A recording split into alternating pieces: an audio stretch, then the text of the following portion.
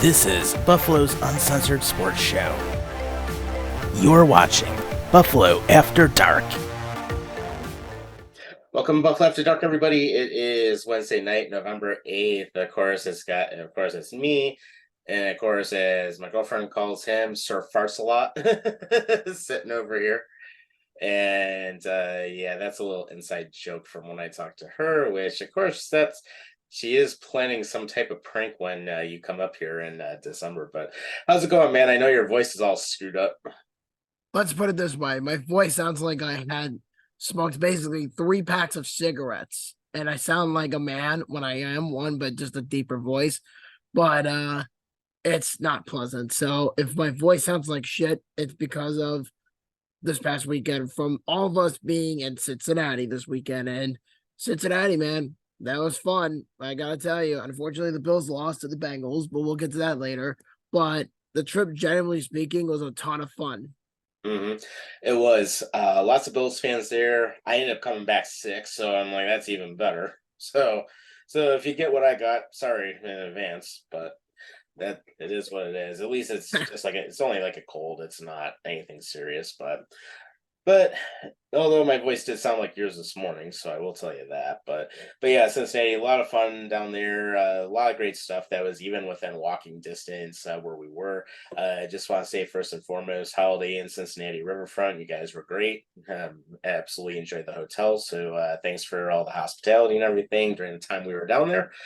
And, we'll jump right into it. So, of course, if you guys want to call in 92920560099, we can talk to you about our trip. We can talk to you about the Bills game since we went through suffering all that at Paycor with a bunch of other Bills fans, which I'm actually will say there were quite a few Bills fans there.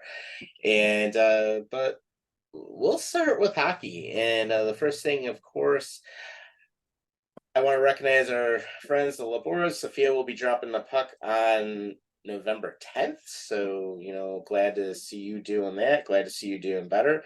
And we will see you in December when my co-host here comes up to visit. So we'll give you your Sabres box then. But first and foremost, Sabres are Hurricanes. Sabres lost in overtime last night, 3-2. So that basically puts them at 6-7 on the season. So one game below 500.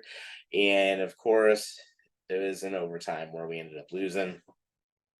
But I can't necessarily blame that goal squarely on UPL. And actually, UPL had a pretty good night. And at least one other good thing is Dylan Cousins may be back this weekend because he did practice earlier today. I didn't even know he was injured until this past weekend.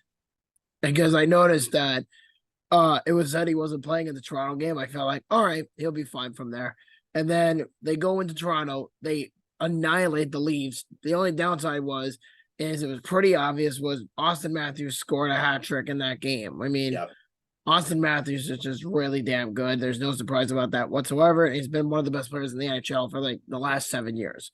So rightfully so. But the Sabres got their win over the Leafs on Saturday, and that was when we were all on our way home from Cleveland. Well, actually Canton, because we went to Cleveland for the Rock Hall of Fame first, but then came down. We went southeast to Canton, but we'll get to that a little bit later as the show progresses. Yeah. So basically with that, Sabres, one game below 500. They're right about where I thought. At least they're not letting it get completely out of hand yet. And let's see, we're 13 games in this season. I'm not super worried about things because they have done some things offensively that are great. Defensively, yes, they have had some problems. Matthias Samuelsson is made of glass because he is out again. Yeah, you're welcome, Sabres fans. Yeah, Matty Sammy is injured again for the billionth time since that contract. Like, yeah, it's cheap. Yeah, he's really damn good. But the problem is he's made of glass. And I think he needs to get a new trainer because whoever is training his body is not doing a good job of preventing him from injuries. Yeah. But I will say Alex Took had a good couple nights. Tage Thompson, same thing. He's playing well. Good to see Cousins back on the ice. He was doing non-contact drills today, but he may be back by this weekend, so that'll be good. Savoy should start getting some ice time coming up in the next couple games, so it'll be good to see him finally back. And right now, it's just really consistency is the biggest thing. UPL has actually not been too bad last few games. And I will say, Levi, I would think he's going to probably be back by this weekend, potentially. It would be good to see him get a few more starts. And really from there, Comrie, I think I don't know. Well, just to correct you, Levi did play on Saturday against Toronto. All right, well, that's good. So at least he is back. But Well, I fully expect them to play on Friday against Minnesota. yeah, that should be a pretty good matchup. I So, think so. But I think ultimately, though, the Sabres, there were some things that could have been done better. I think they could be better defensively. But I think one thing that really stands out from the crowd is Rasmus Dahlin is getting better and better and better. And his new pairing partner is Ryan Johnson. And Ryan Johnson has been absolutely phenomenal within the last 2 games. And it's almost uncoachable at this point with how good he's been this year, even though he's only played like 2 games. yeah, they'll be a pairing to watch because I mean, especially as the two of them develop together, I mean that could easily become a very, very, very solid top line pairing. Without a doubt. And I think they're only going to get better from there. But again, you got to get rid of Yoki. You got to get rid of Jacob Bryson. Those 2 guys are fucking bums. I think everybody knows that. Sam Weasley needs a new trainer because he sucks ass when he's injured. And then Johnson and Darlene are great. I still think they need another top 6 pairing defenseman, not just Eric Johnson, because Eric Johnson's on a 1-year deal. They need someone long term. But as for, like I said, defense needs some work. Goaltending could use some work. Levi, I understand they're playing the Leafs and they won, but it's one of those games where you got to be better. And I get you're coming back from an injury, but you gotta show a little more oomph. You know what I'm saying? Like again, I can't give him too much crap because he's only 21, turning 22 in a month, but still, he's got a lot of time to develop. But for me, I feel like the Sabres are heading in that direction of like, okay, maybe they're starting to figure out their offensive scheme. Maybe they're starting to put the team together at a slow pace, and they just have to put it together. Mm-hmm. Yeah, and I will say, surprisingly, as much as we crept on UPL last season for how bad things were, he's actually been showing some good signs this season so far. And That's awesome. especially if we look back at that Carolina game, he has some great saves. He did. Very, very good saves. And especially I'm thinking of one in the third period where he actually ended up butterflying out for the first time in a while that I had seen. I'm like, he just had great save with his leg. And I'm like, all right, this is what we've been wanting to see for a while. It's like we're finally starting to see some glimpses of what we had seen prior to him having all those nasty injuries. Now, whether or not he can stay free of the injury bug is anyone's guess at this point. But at least he is showing some glimpses. And I think part of it is let's see what happens because I'm thinking at this point, Levi and UPL being a tandem may be a better option than Levi and Comrie. Time will tell. And I've in been game, reading a lot of Eric Comrie to Edmonton rumors lately, and that's in spite of him being injured. yeah, I wouldn't mind seeing that. And actually, right now, Florida just went up 2-1 on the Caps. Yeah, Sasha Barkov just scored, but I think generally speaking, the Sabres I think are getting better, but it's more of just like I said, sorry about the voice, but it's more of the fact that the team in generally is getting better and better and better offensively. They're starting to put pucks in the net because that's now becoming the least of the team's issues. The consistency is now a factor. You have to win games consistently. You can't just win one game, lose one game, win one game, can't lose one game. You know what I'm saying? Like you can't really do that. I mean, yeah, they played a good game against Carolina, which is really saying something, but you got to stir up wins in November because this is the month of year of the calendar where the Sabres really fall down to earth and then they hit their face onto the concrete floor with all these losses. So maybe if they get some wins early, I mean, they've gotten a couple, but if they can get some wins within now to the end of the month, I think they're going to be in good shape. Yeah, and they had that 3-game winning streak for going on until recently. So I mean, it's not like they don't know how to string some wins together. They just have to do it consistently. That's really going to be the big thing that happens. But it'll be interesting, with the schedule coming up and seeing what's out there. It's going to be pretty interesting because, of course, Hockey Fights Cancer is coming up. So, of course, on um, Friday, which will be us playing the Minnesota Wild. That'll be home game. Our friend Sophia is dropping the puck, so that'll be awesome. If you guys get a chance to watch, definitely watch. But we have that coming up, and then as we look forward, really what's going to happen is that Tuesday, November 14th, you got a tough matchup against the Bruins, and that's going to be a home game for us. I think they could do it. I mean, Buffalo's a young team. Boston is just beating bad teams, honestly. I mean, they've beaten some good teams as well, but some people think they may have been better than last year's team, which I find hard to believe because the Bruins have lost some key games. But I think when they play Buffalo, it's going to be a little different, but we'll find out because it's their first game of the year. So we'll see how good Boston really is. I mean, again, Buffalo's a young team. They're still learning their strides, and Yeah. we'll see how it goes from there. But speaking of Minnesota, did you see the news lately about them? Yeah, Bogosian. Well, no. The first one was they traded. Well, yeah, they got Bogosian, but the other one was they traded away Kalen Addison. Did you see that? No, so fill us in on that. Yeah, so Kalen Addison got traded to San Jose for a mid-round pick in 2026. I want to say it was a fifth or a seventh or some number like that. But Kalen Addison's like 22, 23. So Minnesota just traded away a promising young defenseman for a mid-round pick. Yeah. Not exactly the smartest thing, but then San Jose, they're not going to be doing anything for a while. No. And that also leads us to now, which is Minnesota acquiring Zach Bogosian from the Tampa Bay Lightning in a trade for a 2025 seventh-round pick. That's when you hope he doesn't get hurt, which he has a pretty bad track record with injuries. So, yeah, so what's a better way for competing for the Stanley Cup than to get older? Bring in 35-year-old Zach Bogosian. Exactly. And then one other game I forgot to mention too, Saturday night is going to be Buffalo taking a quick 4-hour trip south to Pittsburgh to play the Penguins. Yeah, they'll be fine. I mean, we'll see how Pittsburgh is. I mean, Pittsburgh's not that great this year. So we'll see how everything goes from there. And again, it's still early in the year, so we can't really determine the teams until like later this year.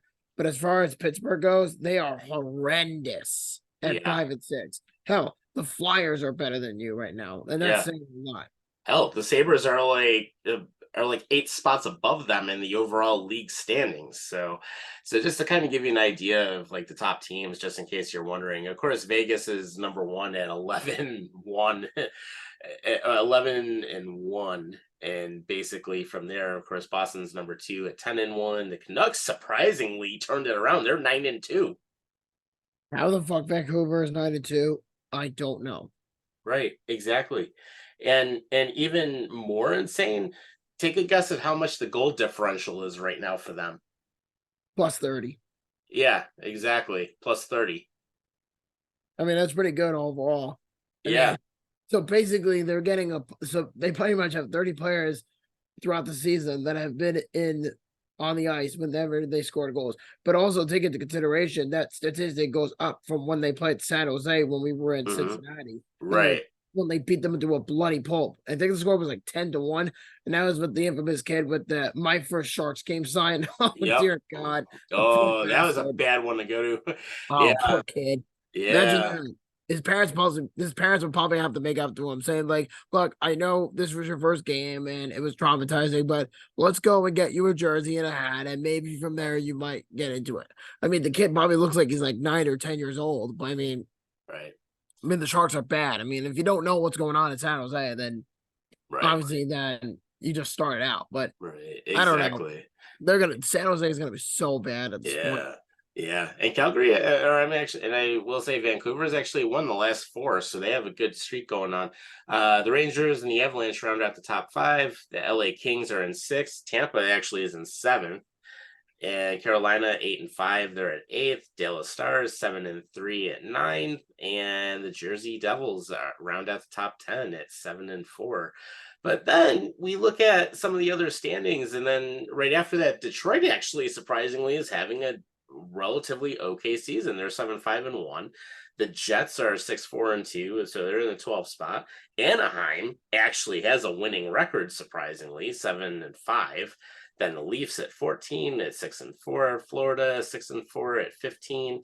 The Islanders in 16th right now at 5-3-3.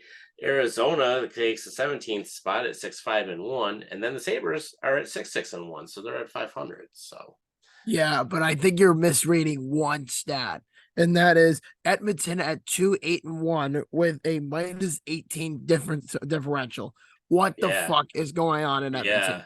Seriously. absolutely, I mean, absolutely. And we it is talked a little bit so about it is so fucking bad yeah, that we were in Cincinnati when we found out that Jack Campbell was put on waivers. It's like, how do you put a guy on waivers? right. And then we even talked a little bit last week about Connor McDavid not liking the situation right now, but it's pretty bad considering what's going on. And then actually Minnesota Wild at 5-5-2 is in the 19th spot, and the Canadians are at 5-5-2 and they're in the 20th spot. So that rounds out the top 20 of the standings. But of course, number 32, the San Jose Sharks at 110-1 with a -42 differential. And of course, 10 of that is from when Vancouver beat the hell out of them. I am not surprised by San Jose. They are so old at that point. I mean, this is what happens when you move on from Joe Thornton, Patrick Marleau. You get rid of contracts like Brett Burns, and then you get rid of guys like, from that Stanley Cup team from all those years ago. Like, that's what happens with years and years and years of success does to a team when you get so far and you don't win the cup with that core. I mean, it's sad, as I predicted them in the past to win the cup, but at that point, it's like, San Jose has to rebuild. They really do. I like the Sharks. I respect them, but oh man, they're fucking terrible. I have no words to how bad they are. Yeah. And of course, their winning streak is at 1. So they just got their first win against the Flyers of all teams. Yeah, exactly. Which I will tell you this: the Penguins, they're at 5-6. They actually are in the 26th spot. So they're having a bad season. Well, Pittsburgh, like Washington, is going to be going down to a steep decline because you know why? Because they keep putting their eggs in one basket on older veteran players, and you somehow think they're going to win the cup with that core? Fuck no. Exactly. And you have to look at both the Capitals and you have to look at the Penguins. Crosby's not getting any younger. I mean, he's now getting to a point where he's just past his prime. Alex Ovechkin, he's still effective, but he's not the prime Ovechkin that we used to see. And part of that also, like you said, his line mates are getting older and they have to start rebuilding. I mean, both teams, they have to. I mean, to think that for Pittsburgh, that the Columbus Blue Jackets are beating you in the standings, that's pretty bad. Well, I mean, also take into consideration for Washington is, Ovi is going to be 40 in a few years because he's 37 right now. The only reason Ovechkin, because at this point, Ovi has done everything pretty much. He's won a Stanley Cup. He's won the Rock Richard. He's won a Hart Trophy in the past. He's won multiple playoff games in the past. He's got a Stanley Cup. He has nothing to lose at this point. The only thing that's standing in his way is that all-time goal scoring record, which Wayne Gretzky currently holds. Right. And Ovechkin can definitely beat it, which, I mean, as long as he stays on a decent scoring pace, he has the opportunity to do it. I think they can do it, but it's going to be much more difficult with the supporting cast because Nicholas Backstrom was just put on IR for the rest of the season. So the Washington Capitals, I feel like to me, are a team that is heading into strides of a rebuild because let's be honest with ourselves. Once Alex Ovechkin hangs up the skates and retires for good and he gets inducted into the Hall of Fame, and he's one of the all-time greats either way, no matter how you describe it.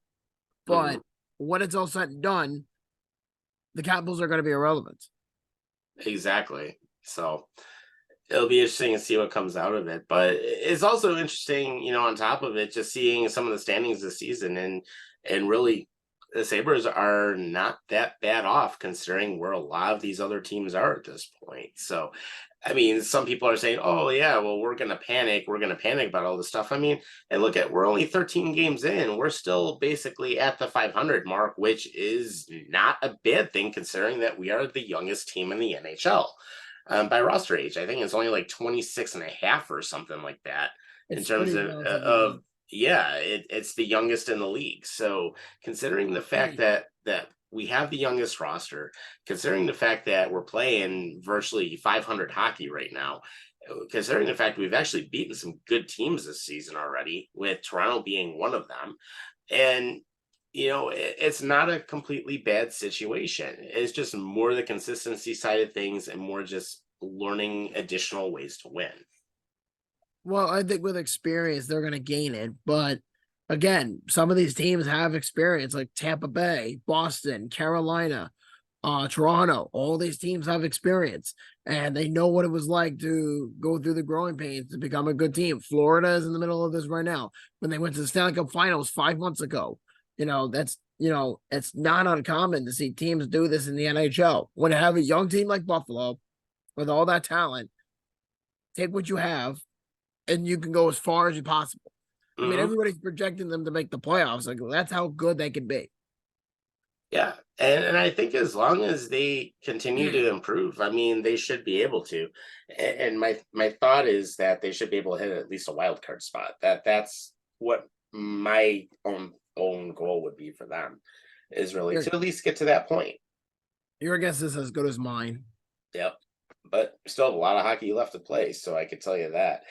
But before we switch gears at the bottom of the hour, of course, if you guys want to give us a call, 92920560099, and we'll get you on the air. And of course, we have the Zoom information in the Facebook live chat, which that's also up and running. And I wanted to let you know there was some news that came out today that two notable Buffalo players are being inducted into the Greater Buffalo Sports Hall of Fame. One from the Bills, one from the Sabres. And of course, from the Sabres, Gerry Meehan is going to be inducted. And then also former wide receiver Eric Moulds from the Bills is going to be inducted. So first off, I could say both absolutely well deserving. We actually had a chance to meet Meehan about 4 years ago. 4 years Him, ago, it was yeah, 2019. yeah, him and Jim Lawrence at the same time. We actually were able to meet him at one of the games that we both attended at the KeyBank Center, and I actually do have my signed Buffalo Sabres pennant from both of them. So very good to see. But yeah, both did a lot of good things for their respective teams during their times that they were here. Absolutely. But obviously, I wasn't around for Gerry Meehan. I didn't know who he was until I became a fan, like later in my life. So I did some research. Eric Moulds, though, I remember because Eric Moulds was a good receiver for the Bills in the early 2000s and late Hmm. 90s or whatever. But he was there. I think he was like one of Jim Kelly's first like premier wide receivers, like way past the Super Bowl era, Yeah. within the twilight years of like Andre Reed and James Lofton. I think at that point went to the Packers. So Hmm. he was gone at that point. Don Beebe as well. So I think Eric Mould stepping into that role, I think really helped them with their offense. But obviously the Bills were not good at that time. So I don't think anybody really remembers that. But most people who are like hardcore football fans know that Eric Moulds was a good receiver for the Bills. Hmm. Yeah, Yeah. and of course with me, and just to give you a little bit of history, he played from 1965 to 1979, drafted 21st overall in the 1963 NHL draft by the Toronto Maple Leafs. So of course he played for them, played for Philadelphia Flyers, the Sabres, the Canucks, the former Atlanta Flames, the Washington Capitals, and the former Cincinnati Stingers. So interesting to see that. But altogether, just to give you an idea of his totals, NHL totals altogether. 670 games played, 180 goals, 243 assists, 423 points, 111 penalty minutes, and he actually only got to play in 10 playoff games with one assist and 1 point. So that was interesting to read that. But overall, when he was with the Sabres, I mean, he was pretty good in terms of what he was able to do in terms of the goal scoring, and he was relatively injury free, playing anywhere between 72 to 77 games a season, with the exception of 1974-75 when he only played 3 games before being dealt to the Vancouver Canucks. But very interesting to see, that looking back, and then basically from there, with what we had with Eric Moulds, I mean, actually surprised he's 50 years old now. Yeah, I mean these people don't get any younger, just like you and me. We're none of us are getting any older. So Yeah. I mean, it's a hell of an honor to go into the Buffalo Sports Hall of Fame. I mean, I've never personally been there. I've never really walked through the facility, but I have seen a lot of their memorabilia in Buffalo with like, in downtown, or if I go to a Sabres game or if I go to a Bills game when I travel up here, I've seen a lot of it. Yeah. So it doesn't really surprise me that No. neither one of them in there. But obviously, Gerry Meehan was most famous for being, I think, the general manager for the Sabres in the 80s. That was the defector with Alexander Mogilny. I think that was what he was most famous for. Yeah, and actually, you have been in the Hall of Fame. It's inside the KeyBank Center. Yeah, which is really funny because of the fact that he's not in the Hockey Hall of Fame. Alexander Mogilny, I think he's way overdue to be in the Way Hall. But overdue they for will it. never put him in because he's Russian, which is bullshit. But because there's other great Russian players in the NHL that are in the Mhm. Hall, and so why isn't it he? Oh, that's right, because he was the first one to be the factor. Yeah, go fuck yourself, NHL. Yeah, his career, he absolutely deserved to be in there. And then Eric Moulds, just looking back on his career, he played 186 games between Buffalo, Houston, and Tennessee. 764 receptions for 9,995 yards and an average of 13 yards per reception.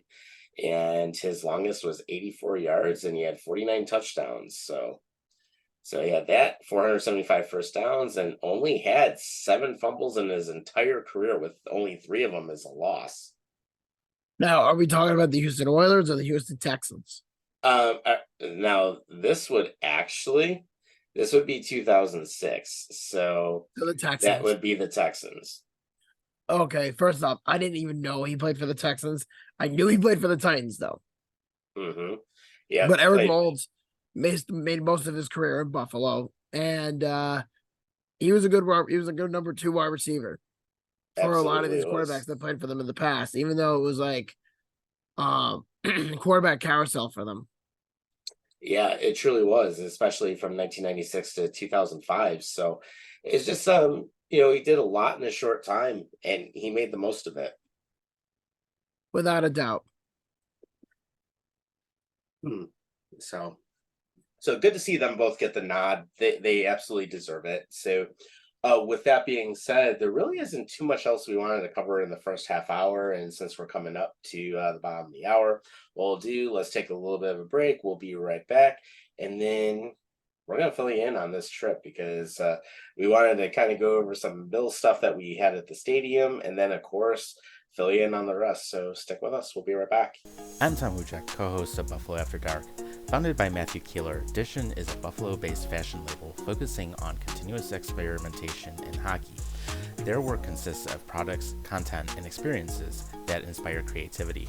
Playful curation provides energy that sparks a unique perspective and an ideology around seeing the game differently. Now you can save. Log on to justdishin.com and use promo code WUJEK at checkout. You'll save 10% on all of your purchases. That is spelled W-U-J-E-K. Dishin has built an influential following devoted to the infusion of creative expression through high-quality goods and tasteful collaboration. If you love creative products that push the boundaries, check out Dishin. Visit their website at justdishin.com.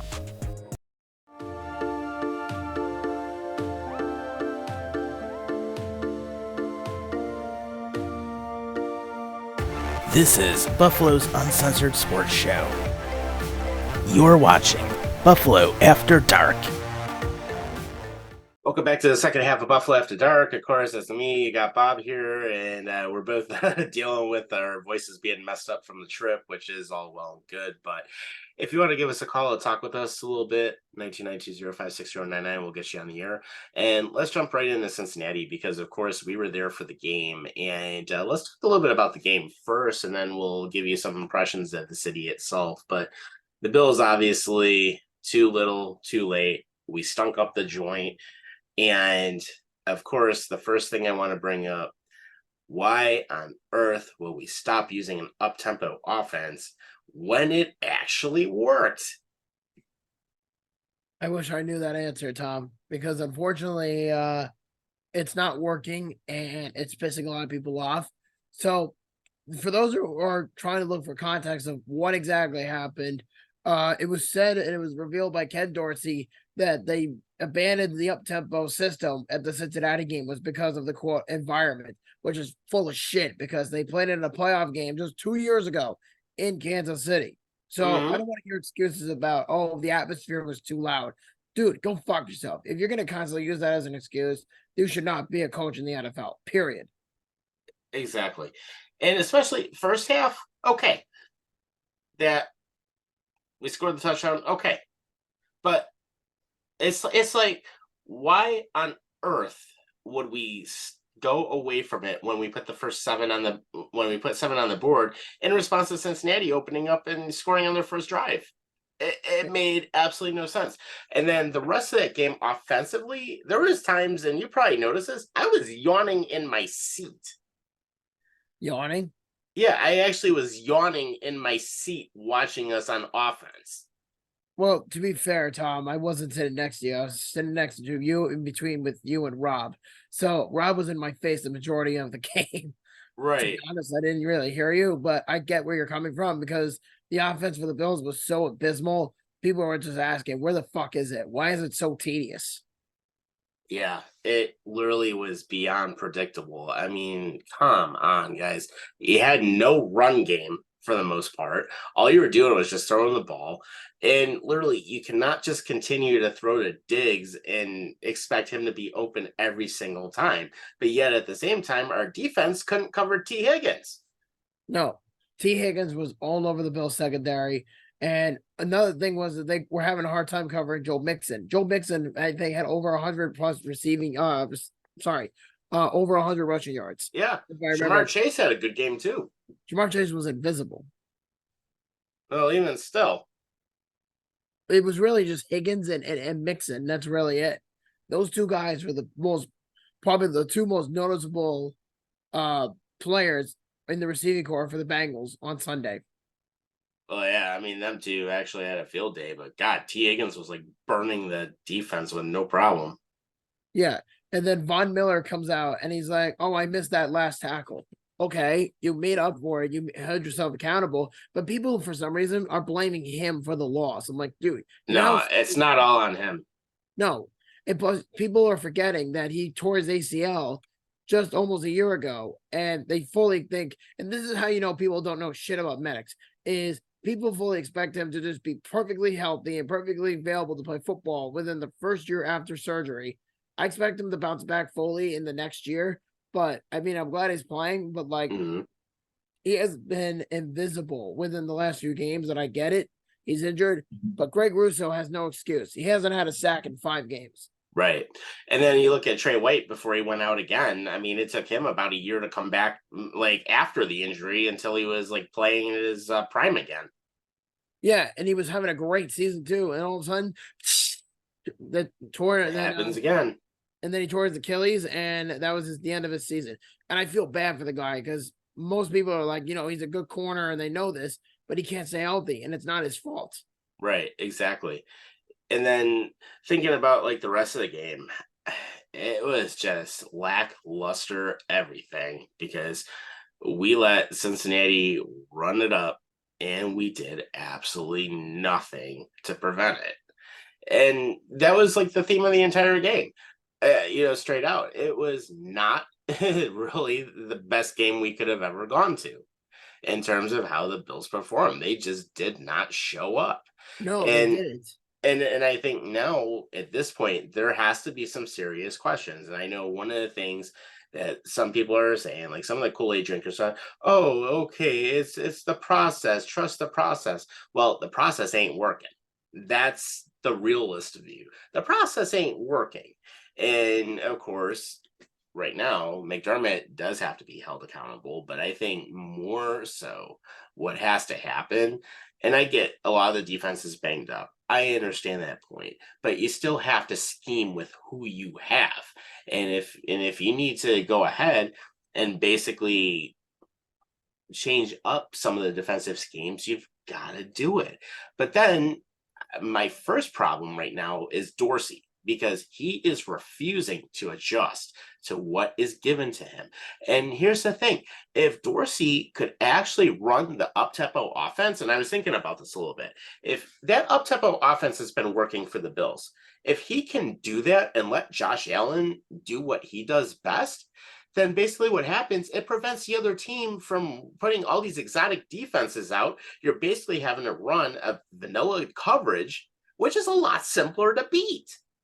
Well, another problem is too is they always run the play out of shotgun. So, for example, when they're at the 1 yard line and they're thinking, okay, they should just run down the middle with Josh Allen.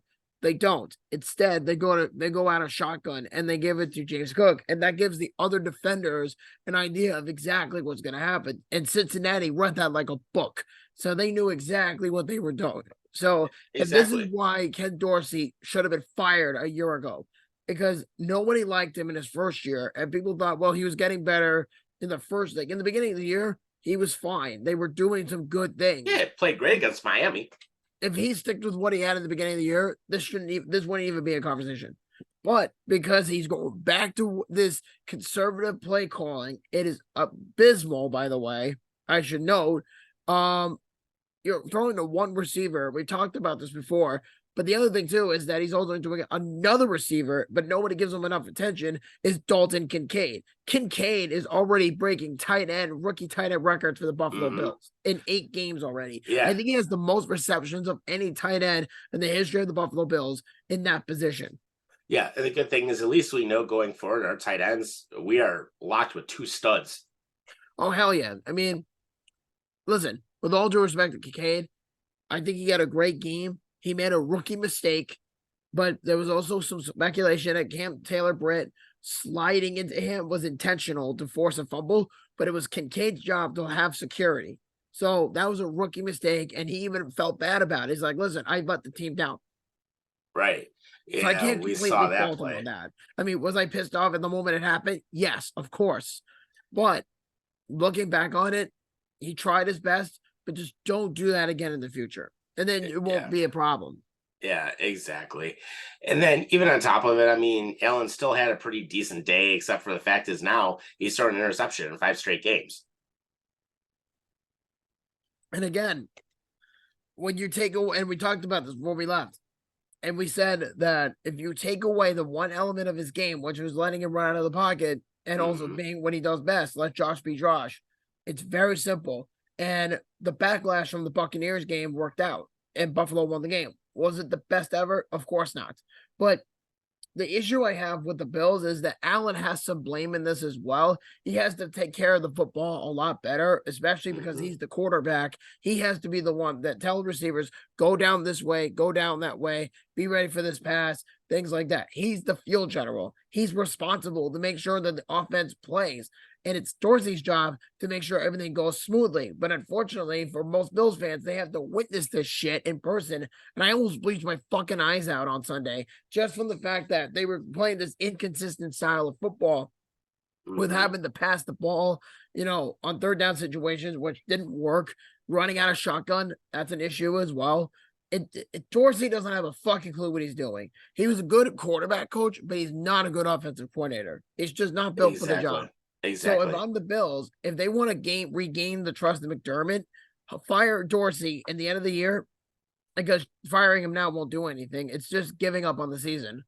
But if you fire him now, you just defeated the whole purpose of the season. Exactly. And then who are you going to get to be a coordinator at this time of the year? Nobody. And on top of that, too, you also have to get a defensive coordinator because McDermott, I feel like, and I said this on the trip, the Never on BAD, is McDermott's defense with the way he's running it is a lot worse than Leslie Frazier.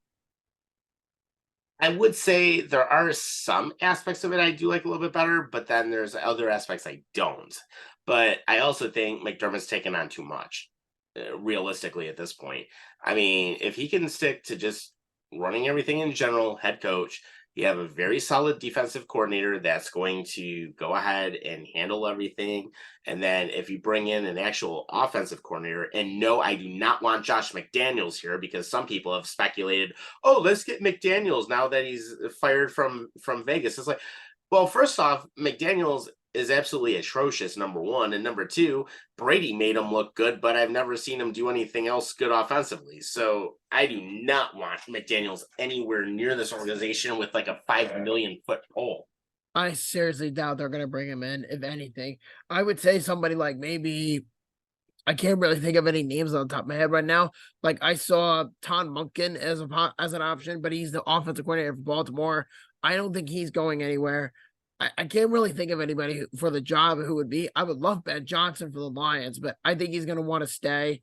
So I really don't know who would be available for that position if they were to make the move now to fire Dorsey. But some people even speculated Joe Brady, the quarterback coach. And again, I've said this before, familiarity equals failure. Stop bringing in guys who are familiar with the system and then botch it. Look, it's happening right now. Look at fucking Dorsey. He's butchering the entire offense. And people were begging for Dable's head a few years ago. He goes and people were saying, oh, good God, he's gone. And then Dorsey comes in and he looks a lot worse. He's pretty much the offensive equivalent to Leslie Frazier, who can't run an offense. It's the same schemes over and over and over and over. And it's driving people nuts. And now the narrative is Josh Allen is not a top tier quarterback, which is far from the truth because he's one of the best quarterbacks in the league. It's the system around him that's really like killing the point of the team. Right. So let's think about some possible options. I mean, if we could get a defensive coordinator similar along the like the mindset of a Jim Schwartz, who we used to have here, I think that defense would do great. And then if we look at on the offensive side, I was trying to think of a couple options, but if there is somebody that's similar in mindset to like a Daboll, then certainly we could look at that. I mean, even another option I thought about is even if we could get someone maybe like a Dan Quinn who's like in Dallas right now with his style of defense, or maybe, I mean, Spagnuolo, the Chiefs defense is what's holding them up. But I wouldn't want him necessarily. I wouldn't want him here. No, with all due respect, no. Do not bring in Steve Spagnuolo. Number one, I know he's won multiple Super Bowls, but his defense is abysmal in Kansas City. And even this year, except they're what's keeping the Chiefs alive so far. Their offense has been worse than their defense.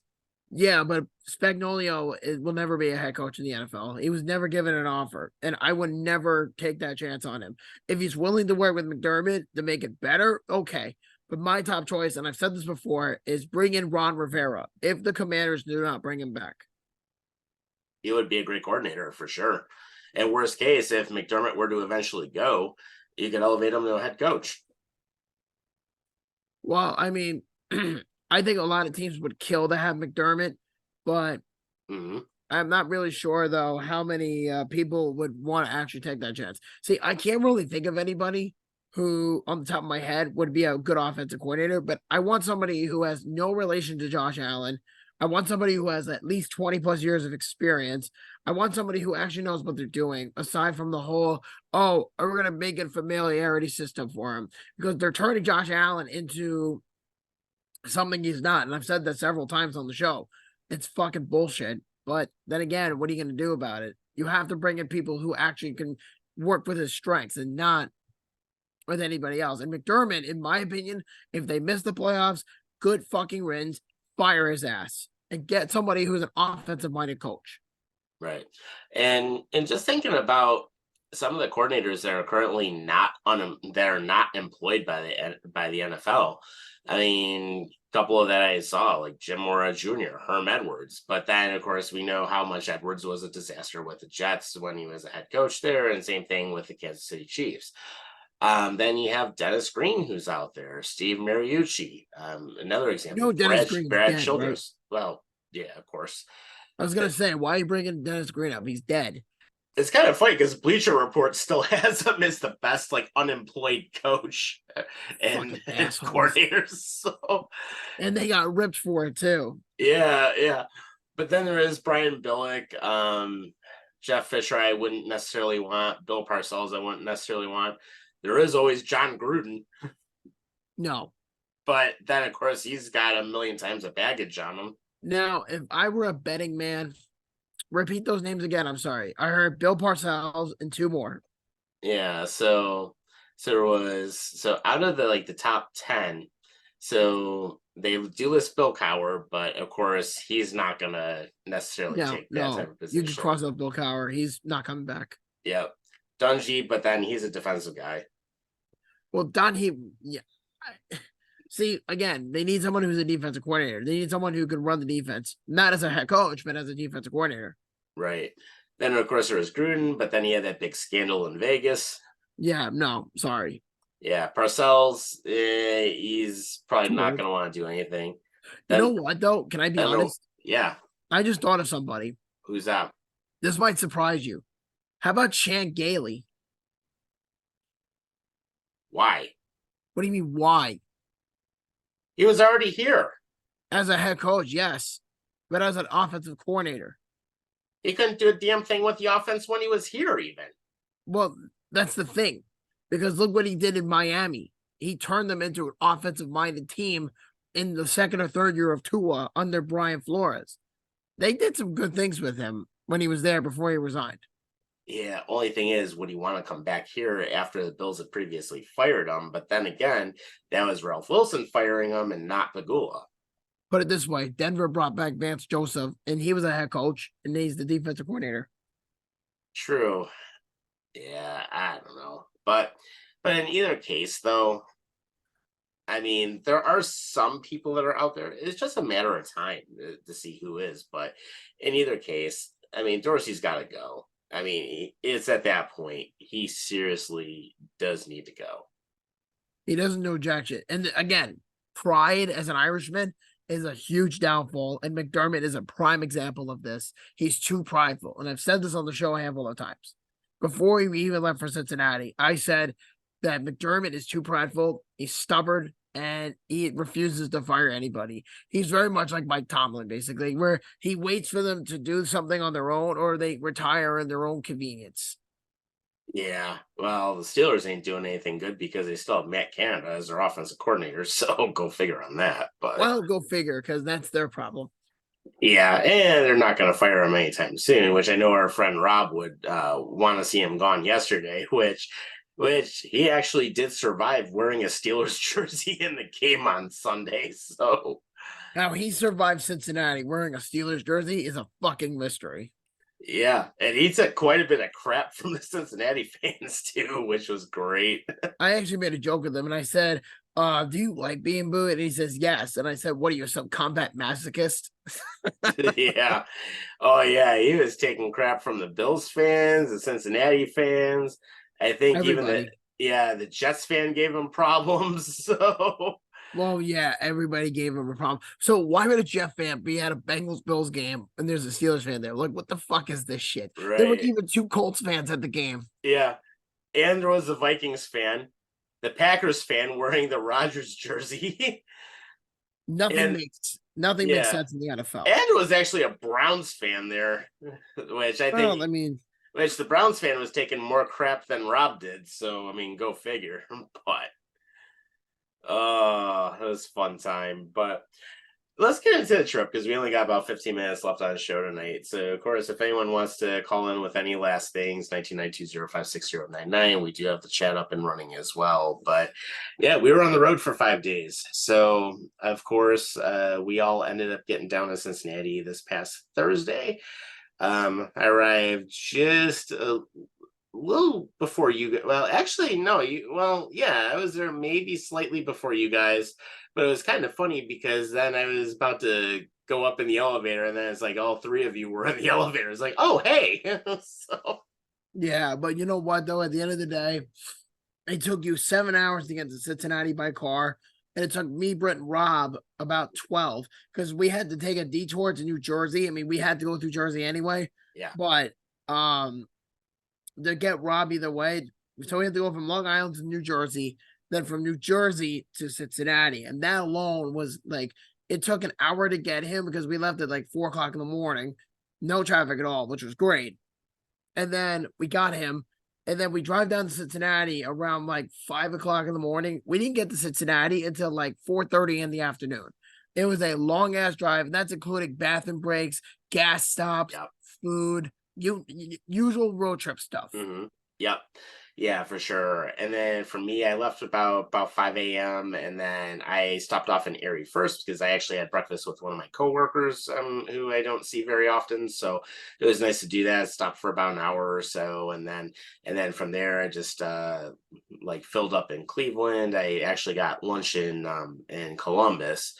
And then I ended up in Cincinnati. So I was there about 3:30 or so in the afternoon. And then from that point, got settled in the room. I was actually able to check in early, which was great. So I was able to do it through the app, and then basically from that point, I think I had like gone outside or something, and I was coming back up, and I was like, "Oh, hey, there you guys are."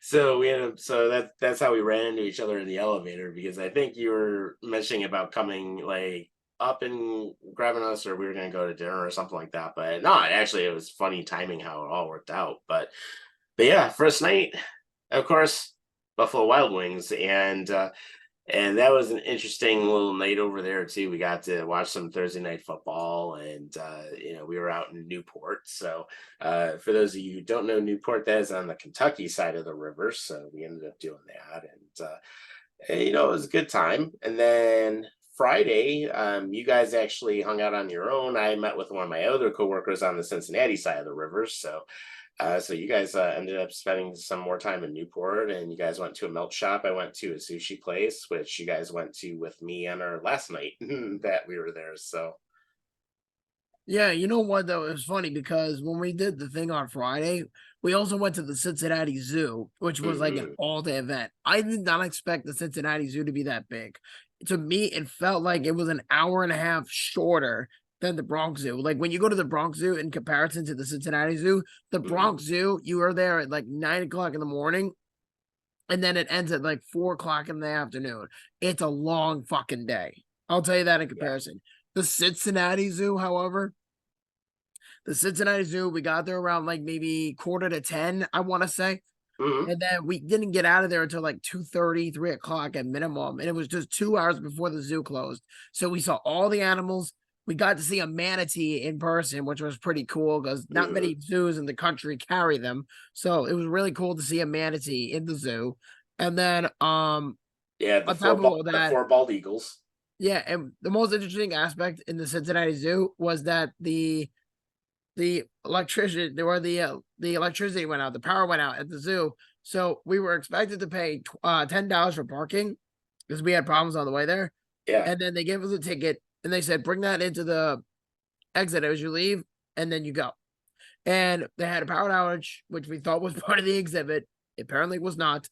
The whole zoo shut down. The animals were still there. And we wanted to do a kangaroo trail, but because of the power at the zoo, we couldn't do it.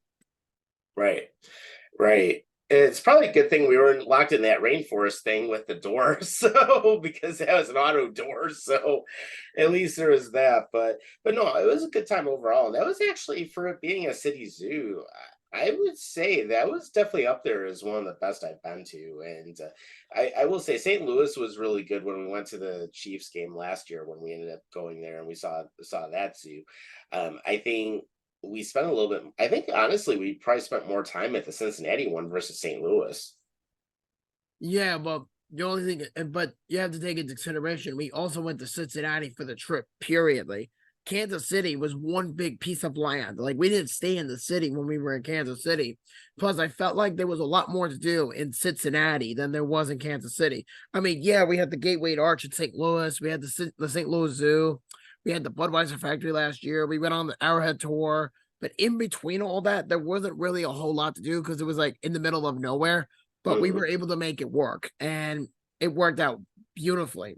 And then compared to Cincinnati, there was like different things we were able to do. Like we went to the zoo, we went to Frankfort, Kentucky, we went to the Buffalo Trace Distillery, we went to the Bengals game. That was ultimately mhm. what we were there Yep. for. And then we went to Cleveland for the Rock and Roll Hall of Fame. We went to Canton for the Football Hall of Fame. So Mhm, again, we did a lot, and we also tried new things. We actually had Buckeyes.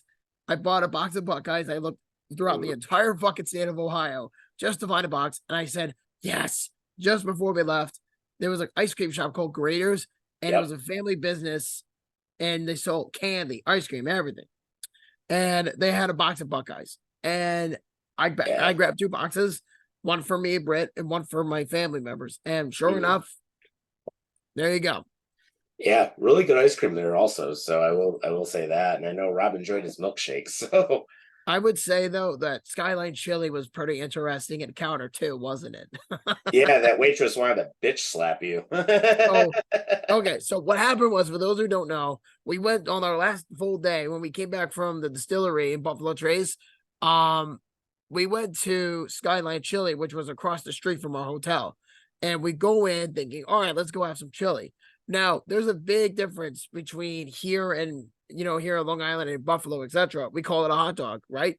Mhm. So in Kentucky, because the restaurant was in Covington, they go over there and they call it conies. They don't call it or chili dogs for that matter. The Yeah. word dog is in the menu, but they get extremely offended if you say the word hot dog. And at the time, I didn't have my menu, I didn't know where it was. And I'm looking around. I'm like, oh, can I have one of those chili dogs or chili hot dogs? And she's like, read the menu, sir. She was like, this lady was like 70, 80 years old. She's a very old school. Yeah, One of the she's like original, one of like, the yeah, she's one of the originals of that location because the one that we were at, I yeah, think was like the first one in Covington. Well, it wasn't the first Skyline Chili altogether, but it was like the original in Covington that's been there for 52 years. And the waitress, and she was in the Cincinnati Enquirer one time with one of the other waitresses, but she's been there for 50 years and the other one was there for 45, and her name was Miss Wilma. I mean, she was actually pretty cool. Although no, she it was was hilarious that she was not. going old school berserk at you. She wanted to kick my ass. Yeah, she did. I'll just say that straightforward. So, just to throw the icing on the cake, I called it a hot dog instead of a instead of a coney, and she got really, really mad at me for it. And she's like, "Sir, it's called a coney, not a hot dog." And she's like, "Oh, do you see hot dogs on the menu?" And I go, "Yes, there is a hot dog on there. It's literally covered in chili." And she looks at me, is like, I forget exactly what she said. And then she was like, "Whatever." And then there was an incident with the cup. So we had an interesting encounter with this lady. So when we were asking for refills, because we all got tea, like unsweetened and sweet and whatever, I like to drink sweet tea. So Britt and I were told one was to have a straw in it and the other one to be Yep. empty. I went to go put my straw in, thinking, okay, they're probably going to divide the two. And they looked 2 and 2, 2 plain ones and 2 with straws to make it confusing. And the next thing you know, the waitress was like, no, no, no, no, no, don't do anything. And she got really mad at me for it. Like, she did not like me at all. No, I think after I look back at that, I'm like, I think she wanted to have the straw in the one and one without, just so she knew which person it went to. I don't know, man, but she did not care for me at all. And look, No, can you she really did blame not. me? I'm from New York. I'm from Long Island. It's it's not my neck of the woods. But I mean, if you didn't have a menu in sight, would you call it a hot dog? I think I probably would. I probably Yeah. So can you really blame me, honestly, in that one instance where I couldn't find the menu would. and all of a sudden Right. I Right. call it a chill and I call it a hot dog with chili or whatever I Yeah. said it was, and then you got really mad at me for it. So I'm just like, fuck, man. I gotcha. But you did the Coney, I did the three-way, so I mean it was all good, and actually it was good chili, I will say that. So Oh, definitely. But the thing that really bothered me is that on the menu they had 2 chili dogs, thinking there were 2 on the menu. They gave me 1, so I had to get a refill. yep, yep. That's stupid. Yeah, so we did that. You guys ate at Tom and She the one night, which is the melt shop.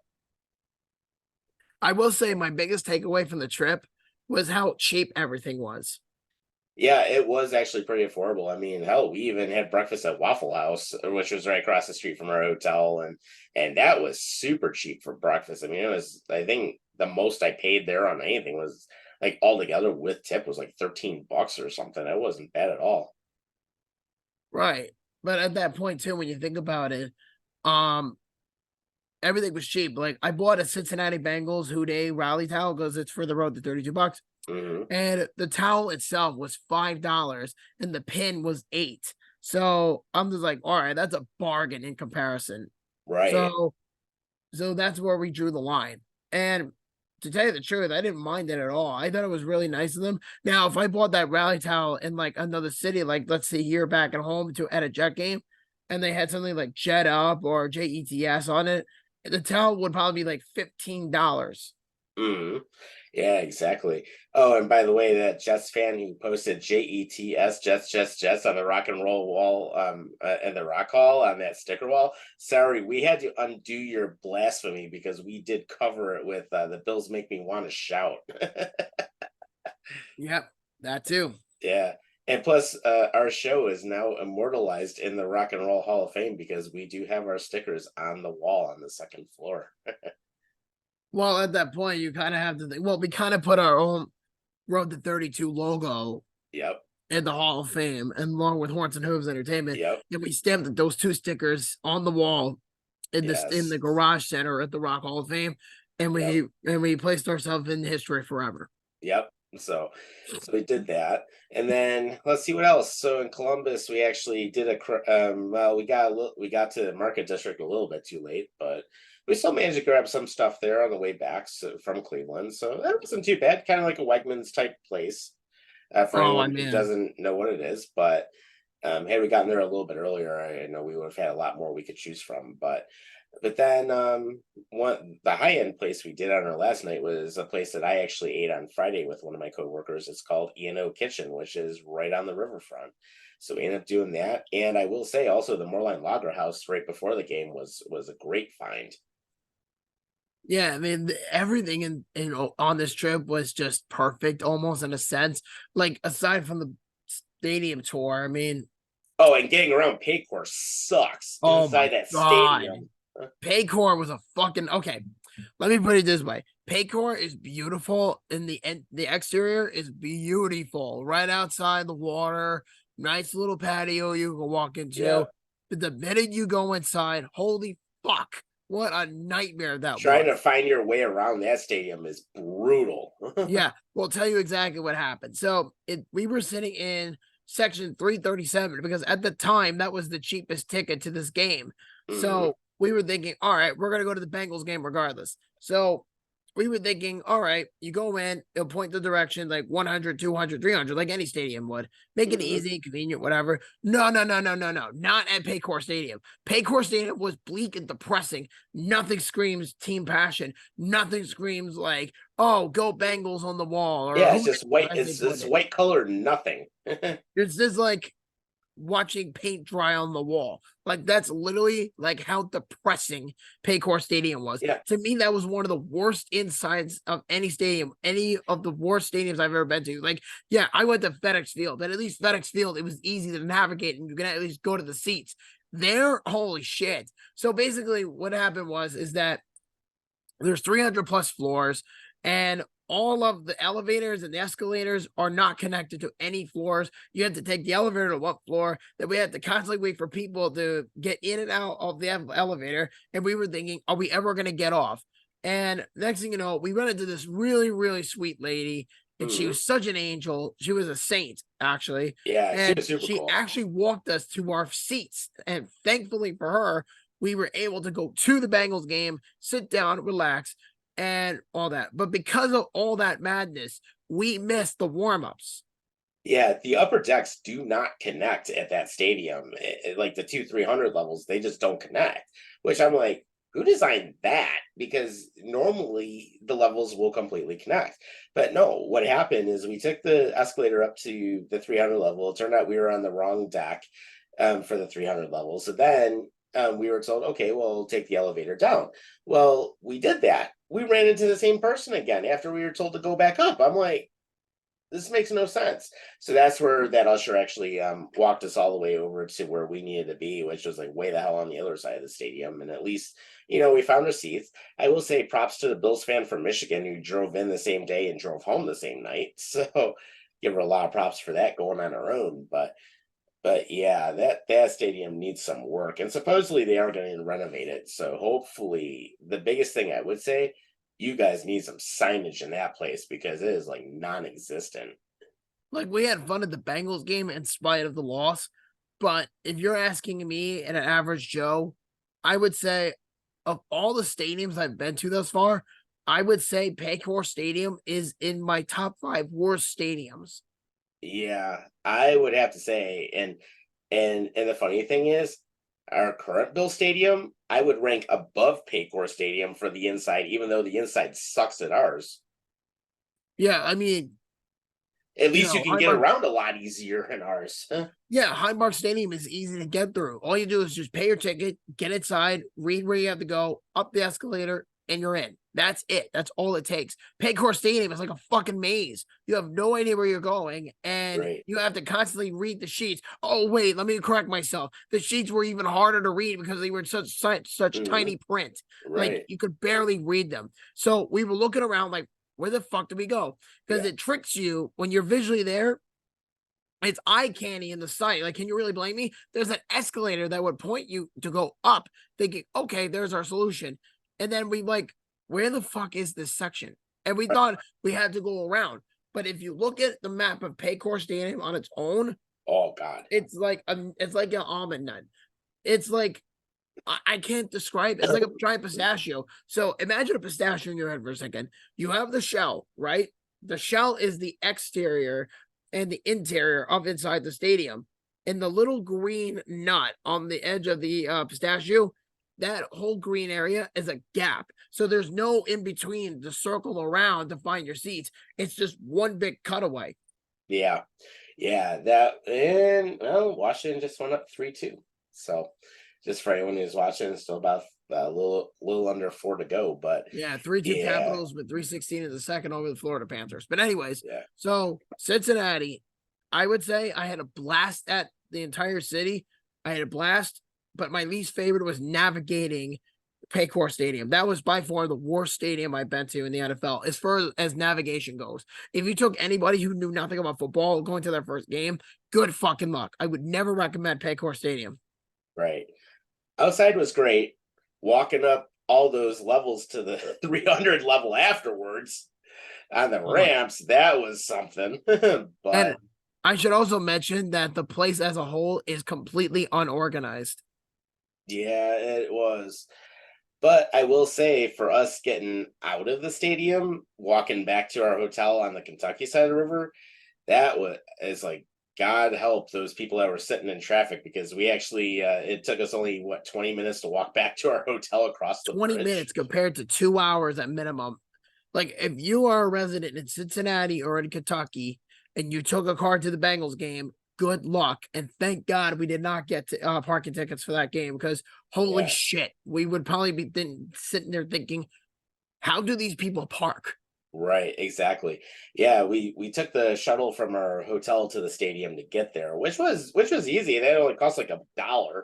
So that wasn't bad. And then we walked back, which was only a 20-minute walk across the Clay Wade Bailey Bridge. I would Which rather was be super doing that. simple. I would rather be walking back in 30-degree weather than doing that in Cincinnati. Exactly. I That guarantee you the parking is probably worse than being in the inside of the stadium. Like I will say though, shout out to the Bengals fans that were at the game. They all Cincinnatians, most Cincinnati's that we met with at the city and during the trip. Oh, they're all cool. Dude, they were so nice. It's ridiculous. Like it's impossible to shit on them, honestly. Yeah. Although it was funny because then you had that random person sitting behind us at Moorline that was shitting on Rob for wearing the Eagles, or no, for wearing the Steelers jersey. Rob knew exactly what he signed up for. Yeah. But he was cool with everybody else, and they're like, screw you, Rob. Yeah. What about that guy we saw at Moorline or whatever that place is we went to before we went to the game? Yeah, I like, just like a talked about Bengals that. fan's like, you're cool, you're cool, you're cool. Fuck you. Exactly. Yep. I was just kind of referring to that. Yeah, and the person's wife did the same thing, so that was even better. Yeah, see, that's how you know you're cool, when you're wearing a team that's not a rival of yours. I would consider this a quarterback rivalry with Cincinnati, with Allen and Burrow. But I think outside of that, though, I think Bengals fans are pretty cool. Yeah, for sure. So hell a lot more mature than Chiefs fans. I mean, let's be honest with ourselves. Yeah. So I will say, Moorline Lager House, great stuff. And you also seated us right away with our reservations, which was great. So there was no wait, which was awesome. And then of course, Kitchen, our last night, we were there right on the river, just literally like down the street from Moorline. Great sushi and great Asian food there. So highly, highly, highly would recommend that if anyone's interested in that type of stuff. And And it's also super easy to get to. There's parking right underneath the building. So I would say of all the restaurants I recommend, if you're a fan of mac and cheese, go to Tom and Chi in Newport, Kentucky. It is so freaking good. I'm telling y'all right now, if you plan on going on a trip to Cincinnati in the future, that's the way to do it. and there's many other good spots there as well. But To I tell you will the say, truth, Cincinnati, it was a great time. definitely. I would rather go back to Cincinnati. Like, let me ask you this. If you had an option between Kansas City or Cincinnati, between the two Road to 32 trips we've done thus far, with you involved, which Mhm. city would you go back for? I go back to Cincinnati. There was way more to do, and it was a lot easier to get to places over there. I mean, my only downside was driving, but I think because Britt and I talked about this, is that Mhm. if we were ever to go back to Cincinnati for any reason, we'd probably fly over there. Same with Yeah, Tennessee. Tennessee, it took us 13 hours to drive, which is yeah. very, very long. Yeah, I didn't mind the drive, honestly. On my end, I mean, it's a lot shorter than what you guys had to do, but um, still, it was a fun time. I enjoyed it, and that hotel was like a perfect location for us. It seriously And it was. was cheap too. Yeah, actually, that was cheap, and for them to only do a $30 incidental deposit, that's unheard of because most places charge you at least one night. Yeah. I mean, if we stayed in Cincinnati, it probably would have cost more. But I'm glad that we were able to pay reservations ahead of time in Kentucky. Because if we waited in the last second, this probably would have been an issue. Yeah, and that hotel was sold out, and there were a lot of Bills fans in it, so. But So generally speaking, though, Cincinnati was a blast. I'm really glad we had a lot of fun.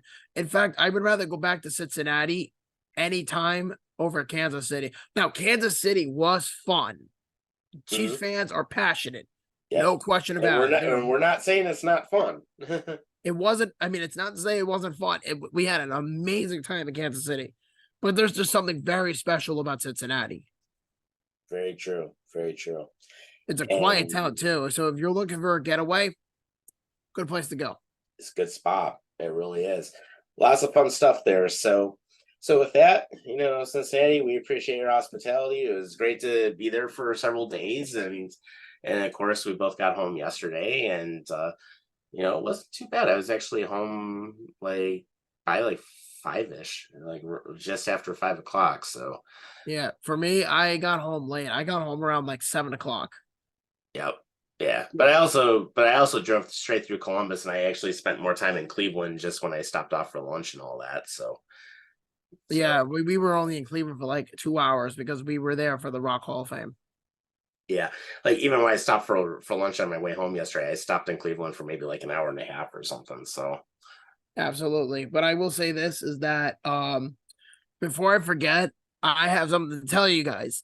We have another Road to 32 episode coming out in 2 weeks.